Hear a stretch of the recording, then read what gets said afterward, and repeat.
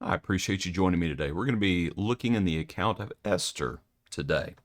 Our hymn is called O Holy Savior, Friend Unseen. Holy Savior, friend unseen,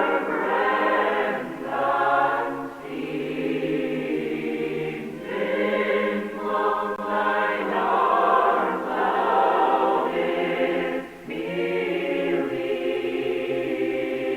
Help me throughout life's changing sea.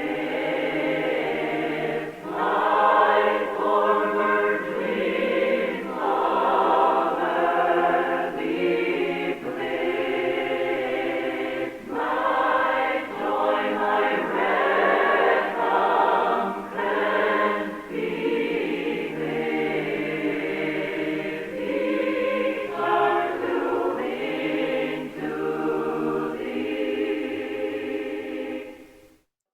Let's look at our other verses.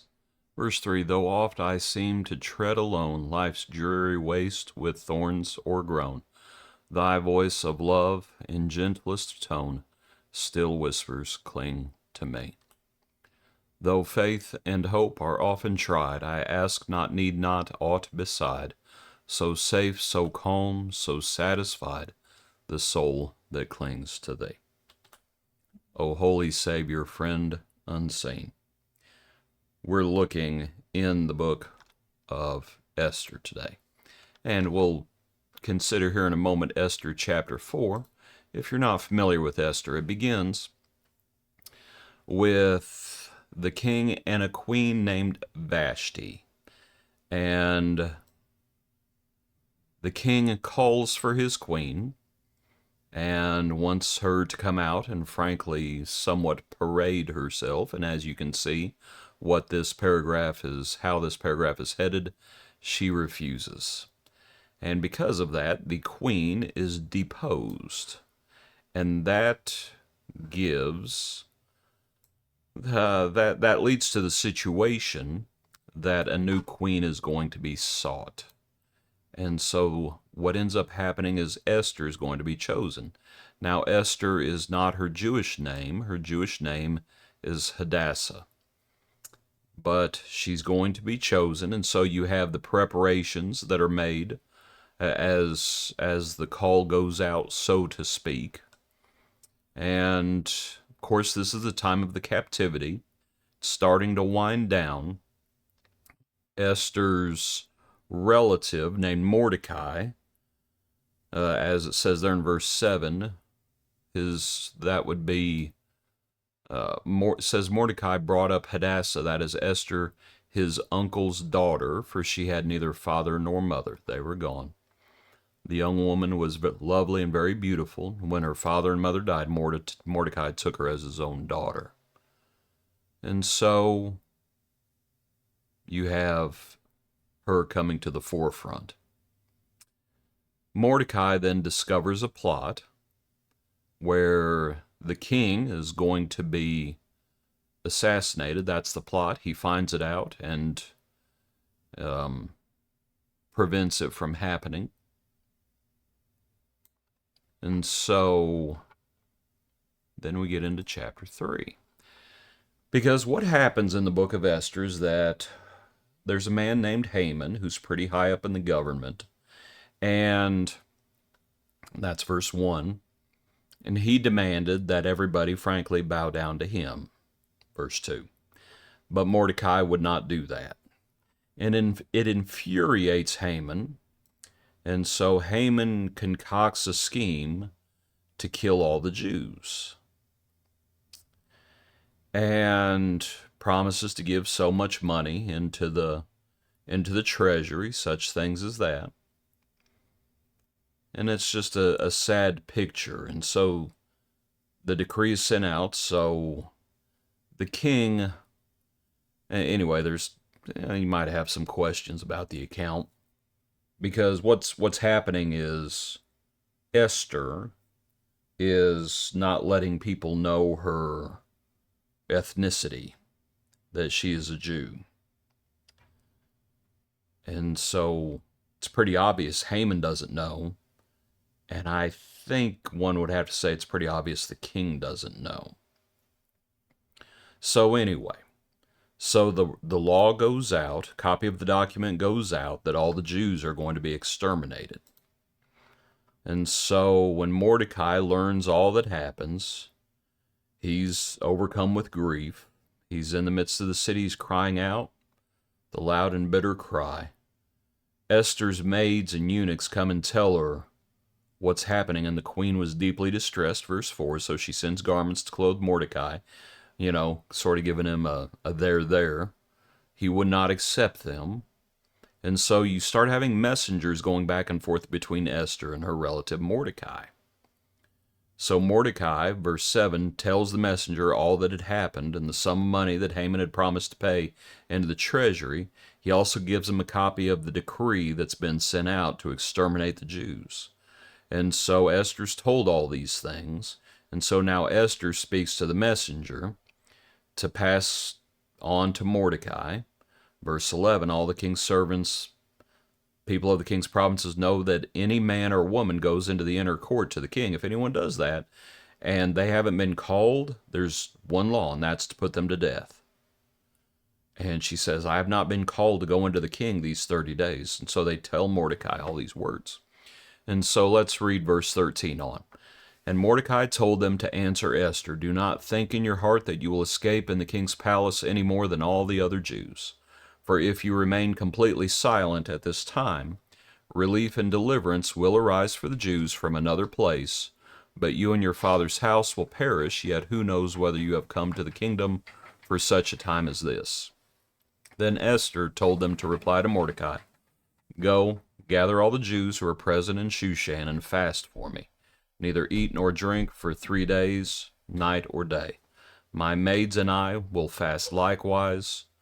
So I will go to the king, which is against the law, and if I perish, I perish. So Mordecai went his way and did according to all that Esther commanded him. Okay. And so she needs to take courage. They need to be faithful. And so I was just thinking about the account with our hymn, and you know how the hymn ends in all 4 verses, speaking of clinging to the Lord, and sort of a picture of, like the New Testament says, draw near the Lord, he will draw near unto you. I believe that's Hebrews, if I remember correctly, but don't quote me on that one. But we are called to faithfulness. And so let's put it this way in pertaining to Esther. Circumstances change. For Esther, how had her circumstances changed? She was likely born in captivity, and so this may not completely apply to her, although you could obviously speak about her being just to go from a captive girl to being the queen, but to just think about to go from living in Judah, living in Israel, to then living in Babylon, or the other kingdoms, of course, that came after Babylon. Thinking of, all the kingdoms in the time of the captivity, from the Assyrians to the Babylonians to, of course, the Medes and the Persians, and then to the Greeks. We're in the times of the Medes and the Persians right now. Circumstances change. Good times, bad times. Easy times, hard times. What do you got to do? You got to cling to the Lord. You got to be faithful. It's one lesson to learn from the account. But also, to look back in our hymn, I was thinking about there in verse 3, though oft I seem to tread alone, life's dreary waste with thorns o'ergrown. there are different ways to be alone. Sometimes you're alone and there's not a person around you. Other times you're alone and you're surrounded by people. And Hadassah, likely there were times where Hadassah was very alone. And there are likely times where Esther was also very alone. And she has all sorts of people around her, but you just wonder how often she felt all alone. You might think about that. What do we do when we're alone? We cling to the Lord. That's what we are called to do. Whether we're surrounded by people and we feel lonely, or whether we're all by ourselves and we feel lonely, we cling to the Lord. I think another thing to consider along with those 2 points is that when enemies threaten, and we better recognize there are such a things as we will have enemies in life. The last enemy that will be destroyed is death. And so at the very least, that enemy threatens. But we also think about the devil, our adversary. And we think about those devices of the devil that we better not be ignorant of. And so when our enemies threaten, as Haman is threatening the Jews right now, what do? You cling to the Lord. You be faithful. You're called to faithfulness. Mordecai says deliverance is going to come from somewhere because the Jews will not be exterminated completely. Why? Because the Messiah is eventually going to come through the seed of Abraham. Right? And so deliverance will come. They won't all die. But perhaps Esther is in such a place as this, that perhaps she can play a role in their deliverance. And that's what happens. And so when enemies threaten, cling to the Lord. Appreciate you. I hope you have a good day. Join us tomorrow for another portion of our daily praise.